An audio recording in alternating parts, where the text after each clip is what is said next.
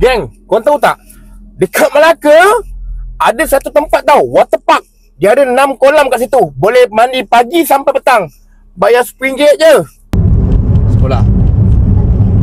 Lepas tu, sekolah Bukit Katil. Korang terus masuk kat sini. Ni lorong dia. Okay, ni pun korang terus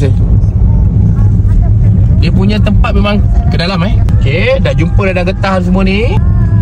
Ya, ni dah di Bayan Hill Camping. Wow, glamping. Gama siapa Ali Gama. Tu kolam dia ada 6 kolam kat sini tau, yang kita boleh mandi. Okay, aku dah siap. Pergi. Aku dah mandi lah. Datang tengok apa.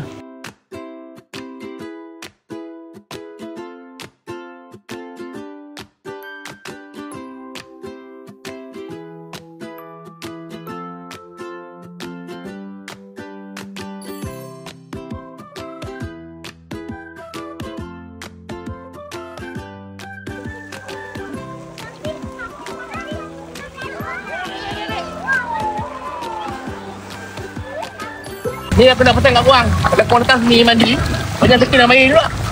Jangan kolam. Asyik. Korang kalau dapat aiskrim kau tengok. Ada, kau tengok. Awak. Strawberry, vanilla, coklat, keladi. Baik. Dia tengok scoop ni aiskrim kegas ke tidak. Kalau ni kan dia dapat separuh, jadi kita letak lebih sikit lah. Macam tu. Okey. Ayam ada 4. Untuk set BBQ ni, ayam? Ayam 4 ketul. Okay. Saya lebih kurang dalam 10 ketul. Kita try rasa dia punya nasi lemak gambar rambut sabut lah. Lepas mandi kolam lah. Nasi lemak ada berbau macam tengah belacan sikit sedap kan? Kita cakap satu, ada sesuatu kat dalam sos. Untuk set BBQ ni, dia baru cakap korang sewa ni RM20, korang masak sendiri. Tapi jangan risau, dia punya barang-barang BBQ dekat sini jual.